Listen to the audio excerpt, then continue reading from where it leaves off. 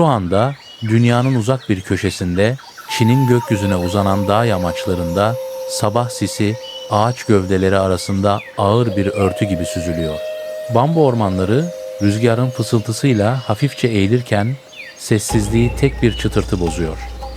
Dikkatli bakarsanız yeşil derinliklerin içinde siyah beyaz bir gölge göreceksiniz. Yuvarlak hatlarıyla ağır ama vakur adımlarla ilerleyen bu gölge, yaban hayatın en gizemli yüzlerinden biri, panda. Sanki bir çizgi film karesinden fırlamış gibi duran bu sakin dev, aslında doğanın en hassas dengelerini omuzlarında taşıyan bir tür.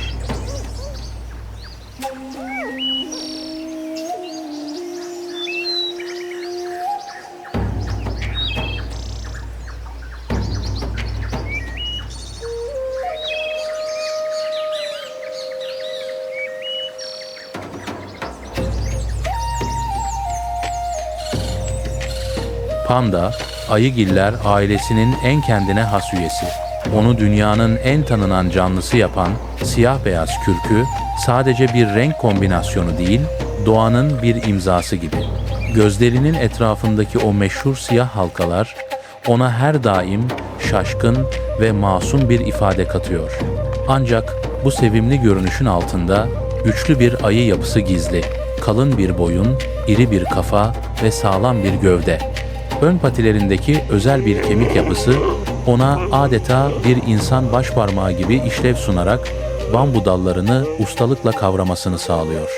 Bir yetişkin panda oldukça ağır olsa da tüm hareketleri bir bilgenin ağırbaşlılığını yansıtıyor.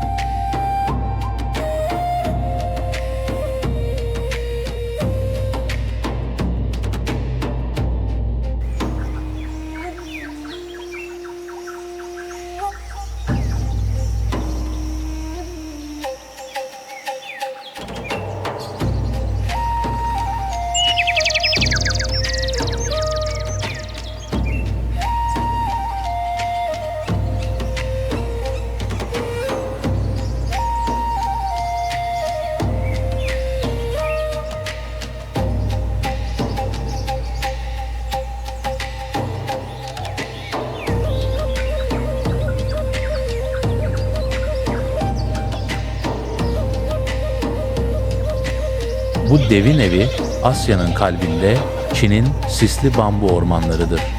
Serin ve nemli iklimin hüküm sürdüğü bu dik yamaçlar pandanın yaşamına kusursuzca uyum sağlamıştır. Dışarıdan bakıldığında huzurlu görünen bu habitat aslında amansız bir hayatta kalma mücadelesine sahne olur. Pandanın kalın kürkü dondurucu dağ soğuğuna karşı bir zırh görevi görürken siyah beyaz renkleri ormanın ışık gölge oyunları içinde şaşırtıcı bir kamuflaj sağlar. Bir an orada olduğunu bildiğiniz panda, bir adım attığında ormanın deseniyle bütünleşip gözden kaybolabilir.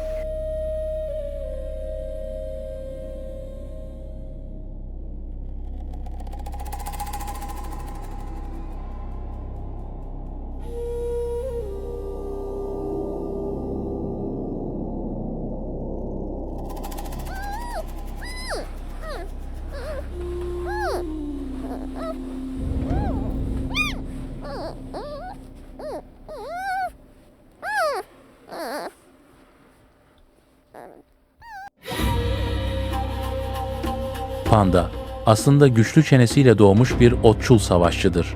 Hayatının merkezinde tek bir tutku vardır, bambu. Gününün neredeyse tamamını bu sert bitkiyi yiyerek geçirir. Bir ağaca yaslanıp ön patileriyle bambu saplarını dişleyişini hayal edin. Her lokmada yükselen o çıtırtı, ormanın sessizliğinde yankılanan bir yaşam ritmidir. İlginç olan ise şudur, panda, biyolojik olarak bir etçilin sindirim sistemine sahip olmasına rağmen neredeyse tamamen bitkisel beslenmeyi seçmiştir. Nadiren küçük canlılar veya yumurta yese de bambu onun için hem yemek hem de hayattır.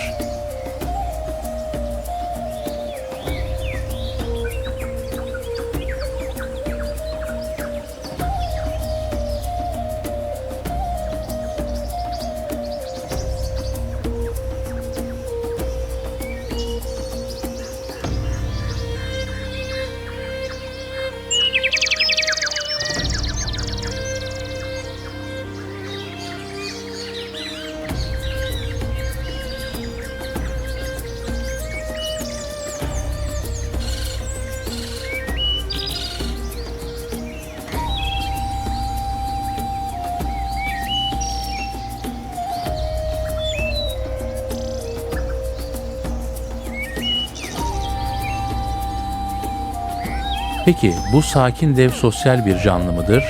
Hayır. Panda yalnızlığın asaletini tercih eder. Her bireyin kendine ait bir bölgesi vardır ve bu sınırları ağaçlara bıraktıkları koku izleriyle belirlerler. Birbirlerini görmeseler de kokular üzerinden haberleşirler. İletişim kurmaları gerektiğinde ise şaşırtıcı sesler çıkarırlar. İnce homurtular ve tiz bağırışlar bambu ormanlarının derinliklerinde yankılanır. Bu sessiz hayatın arka planında duyulmayan ama hissedilen karmaşık bir ağ bulunur.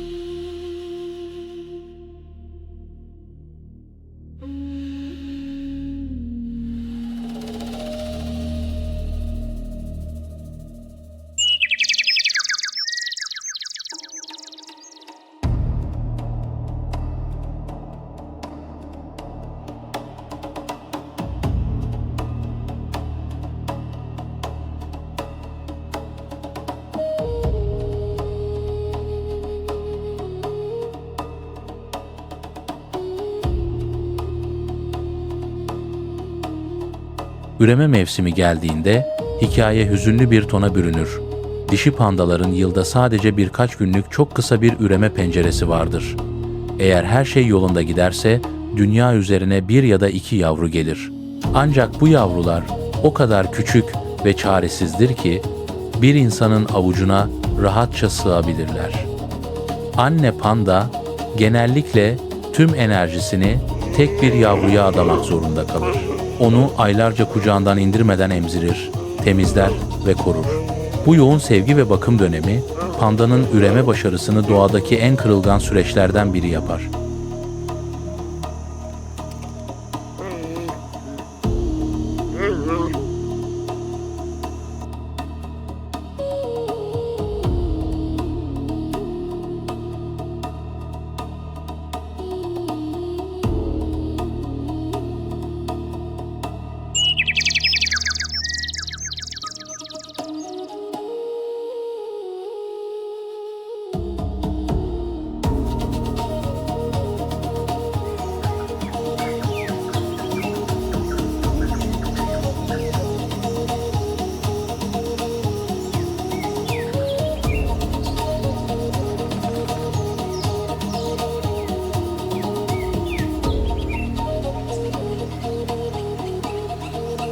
Panda sadece sevimli bir figür değil, bambu ormanlarının gizli mimarıdır.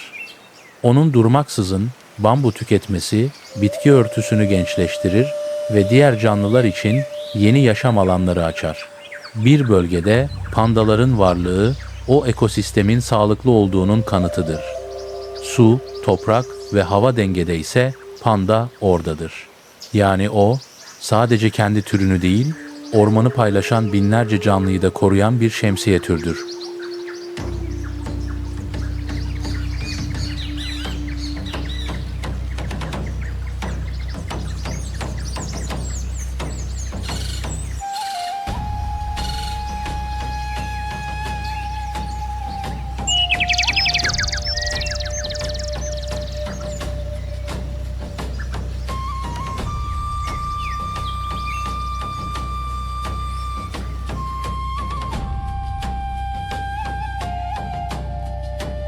İnsanlarla ilişkisine baktığımızda panda doğa koruma mücadelesinin küresel sembolüdür.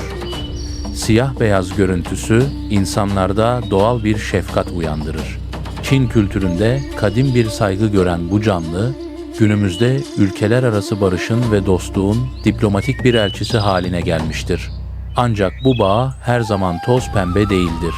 İnsanların ormanlara girmesi, yollar ve tarım alanları açması, pandaların yaşam alanlarını parçalara ayırıyor. Birbirinden kopan bu orman adacıklarında pandaların eş bulması ve hayatta kalması her geçen gün zorlaşıyor.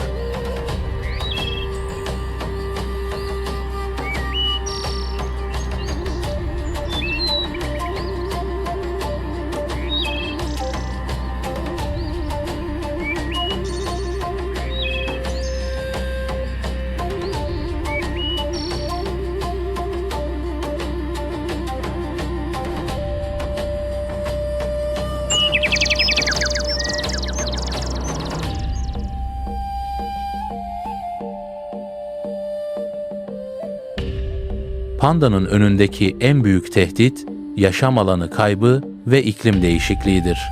Ancak tüm bu zorluklara rağmen umut veren gelişmeler de var.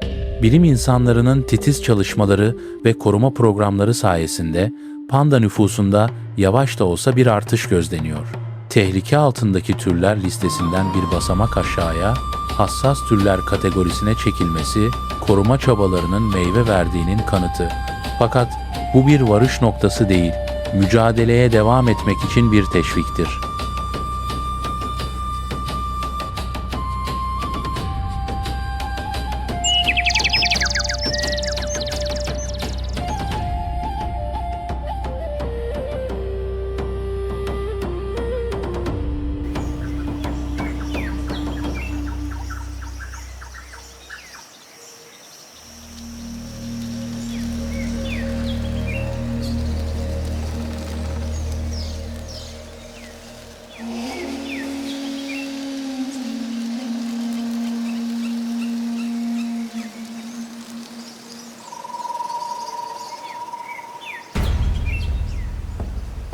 Şimdi tekrar ormana dönelim. Sis dağılırken bir panda ağacın gövdesine yaslanmış, dünyadan habersiz bambusunu kemiriyor. O, farkında olmasa da bizlerin gözü onun üzerinde. Bir panda belgeseli izlerken aslında sadece sevimli bir hayvanın değil, koca bir gezegenin kırılgan dengesinin hikayesini izliyorsunuz. Panda bir masal kahramanı ya da peluş bir oyuncak değil, gerçek dünyanın gerçek savaşçısıdır. Asıl soru şu: biz insanlar bu sessiz devin ve onun yuvası olan ormanların varlığını sürdürmesine izin verecek kadar bilge miyiz? Bir gün o sisli dağlarda siyah beyaz bir gölge süzülmeye devam ediyorsa, dünya hala umut var demektir. Bir sonraki sefere bir panda gördüğünüzde onun ardındaki bu devasa destanı hatırlayın.